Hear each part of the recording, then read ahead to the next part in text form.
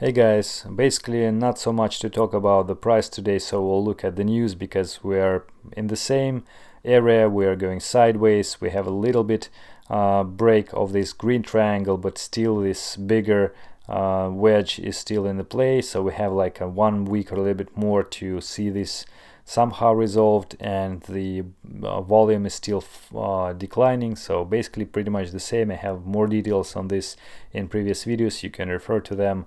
I don't want to repeat the all the details over and over again, doesn't make sense. So let's look at the news because we have something to talk about. And the first news, and it made their first acquisition, which is the some startup called ChainSpace.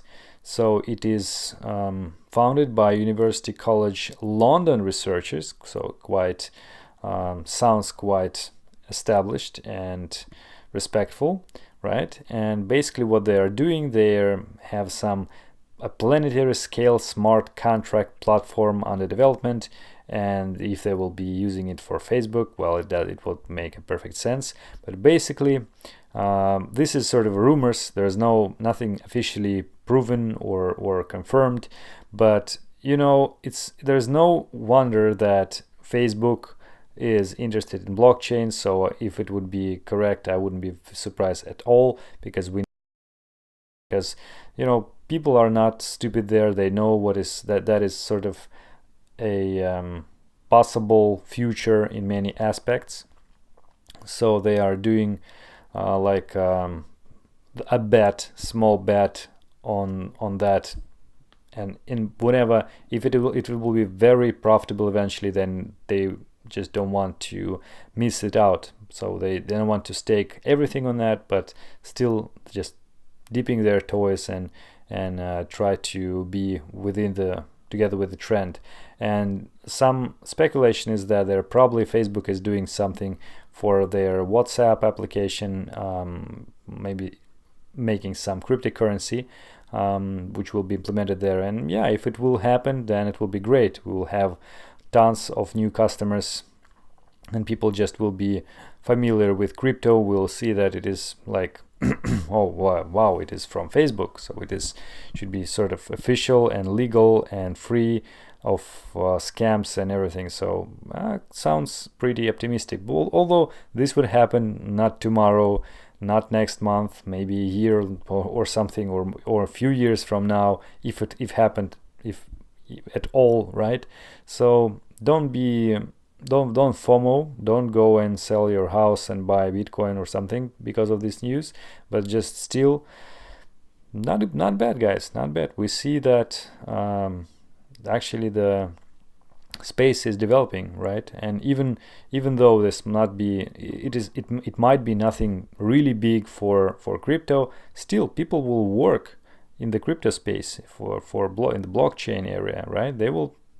They may end up with something really neat, and which push the industry further. So we'll see. Not dealing with crypto, if they are mining that crypto or dealing with crypto exchanges, or even just exchange crypto on those exchanges. If they will not be regulated, they will not be registered by their regulator in their even not apply for the registration, then they will be fined with some 100 petros. I don't even know how much is that, but it must be something huge of huge value in dollars or whatever. And also not in this article, but I've read in different papers that they even could confiscate the equipment, mining equipment, and do some other administrative penalties applied for those who will not obey those rules. On the one hand, it's actually good that they accept, sort of, if they regulate, if you are able to register yourself, then it's okay, because it's good, because the country is sort of pro-regulatory and pro-crypto, but pro-regulatory for crypto and in crypto in general. However, the fact that it is in such a harsh manner, such a sort of strong and pushing way it is implemented. It's a double-edged sword, and I don't want to be in such conditions, to be honest with you guys.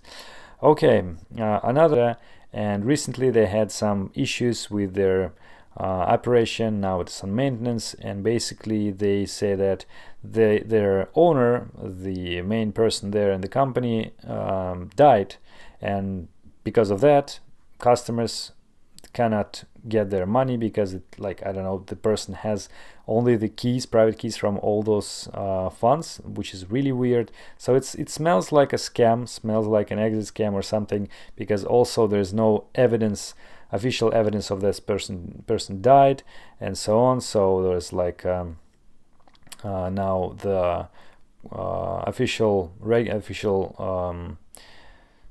action is happening from towards this exchange, and well, we'll see what will happen. But basically, I would like this to resolve somehow positively, because Canada wasn't that negative to crypto, and that would be not so good if such an incident will happen, because of course the some kind of crooks or whatever they have, scammers, they exist in every kind of industry, every kind of field, but in crypto there's maybe a little bit more than in the others.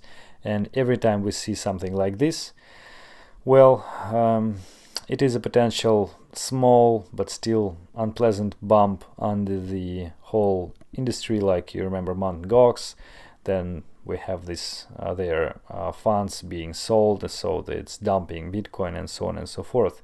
So but anyway, those are people behind that, and it's not that great that they lose their money. Let's see how the situation will evolve. Hopefully should be fine. So currencies as money and so on the level of the law. So now they say that many of the bills introduced on the issues in 17 states so far call for legislative task forces and joint business governments study groups. The thing is, so it is already on the next level. It's not one state, it's not two states, it's 17 states which are doing something in this field. It's starting to look like an avalanche, like at the beginning of the snowball. And together with the fact that all of that is not really surprising, I sort of appreciate the efforts from Forbes, who are maybe they actually invested in crypto a lot, or those who are paying them invested a lot in Bitcoin and crypto. But you see they are filling the media space with their news about cryptocurrency, about Bitcoin, about all the aspects, and that's great. Everybody are reading Forbes, everybody are interested, and believe them, right? So, well, thank you, Forbes. Okay. And another article from them is about the fact that financialization is a double-edged sword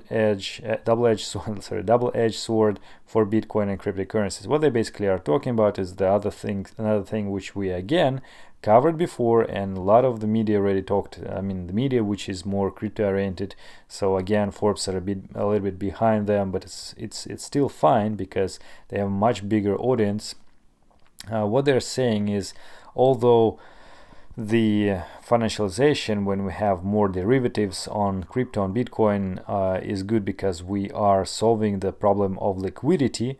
On the other hand, we have the issue of the fact that sort of diluting Bitcoin scarcity with paper Bitcoin, and this is not good because it's one of the biggest advantages, this limited supply.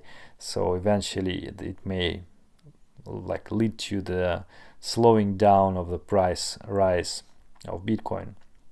But don't forget, of course, that we have such solutions, for example, as Bitcoin ETF with the CBOE from CBOE, which is not ETF from CBOE, which is backed with physical Bitcoin, and it will not make such a negative effect. And second thing is what it is, the backed, which is also backed the Bitcoin backed contracts. future contracts, which is also doesn't have such a negative feature. So, but anyway, thanks Forbes again for covering this aspect as well. They also catch up on the news about Twitter's CEO Jack Dorsey, which is pricing cryptocurrency and saying that some of them, maybe Bitcoin, maybe something else, will be the new internet money. Well, not new, but just internet money. And again, we talked about just a couple days ago, maybe 2 days ago. But yeah, Forbes are doing their job. They're just covering each and every piece of news that they can reach to. And the last thing is about that there is a sort of warning about the winter. This crypto winter could turn to be a nuclear winter, and they're saying that still there are a lot of the negativity, and Bitcoin may continue to decline, or at least not rise during 2019 and longer, and they are making some assumptions and so on and so forth. But again, they in the end they remembering fidelity, and they remembering some other positive aspects. So they say it's nothing, it's not everything. It's not, how to say, it's not all bad news for Bitcoin. However, as I say, so sort of trying to make to look from both sides on the issue. We'll see. Indeed, it could be bad for the next year, but or even 2 years or more. But let's try to be positive. At least nothing really depends on us. Just all we can do is hodl. On the other hand, such articles from CCN sort of depressing. Why the Bitcoin price will reject the bulls and crash even lower. Well, everybody and their grandma on Twitter, on YouTube, everywhere they're calling for the new bottom, or at least retest the old one. They are basically repeating old story once again, over and over again, that you see we have some fractals. What do they see actually here? It's ridiculous. What kind of the volume fractals do they see here? It's nonsense. But anyway, it doesn't make much much of the knowledge or skills to draw this bearish pennants or the bearish flags, whatever you can see here. Basically, it's reasonable in a bearish trend. So, and on the other hand, actually, this one was the bearish flag, but this one is not necessarily to be, because this was already before. So of course we can continue this drop, but this is how the market basically look like when you have the bearish trend. So oops, I don't think that I want it this way. Okay, and basically what I was going to say about this particular article is that they are sort of stating immature things, and it's weird that they're continuing to talk about this falling wedge. Everybody are talking about the falling wedge, even me, right? But CCN, I would expect something more in depth from them, like at least with looking from some historical analogies or something like that. But basically, it sounds like they open short position and want to push the price lower. I don't know. This was not recent news. It is from January. Sorry, it will reload soon. It's from January 23rd about Binance. Binance now has crypto OTC services. And well, basically you need to have a huge deal, like from 20 Bitcoin and some verification and so on. And if you can be you can enjoy the like fixed price on your deal, and no harsh and no risk and so on and so forth. But why I'm noticing that is, you remember recently Binance opened the fiat gateway through euros, through British pounds to crypto, and they also let the crypto card payments to be available on their exchange. and also they are running the new decentralized exchange soon based on Binance. So what else can they do? What else can they get from crypto? They always try to sell shovels when there is gold rush, right? And as Binance CZ said, okay, probably OTC market, as I believe, is 2, 3, 5 times more than the spot market. So now they are aiming to get this piece of this pie as well. So not surprising, but the thing is that it indicates that demand is there. So yeah, I guess that not financial advice, but Binance Coin probably will grow even more. So Binance becomes too huge to die. So I don't know. We'll see, guys.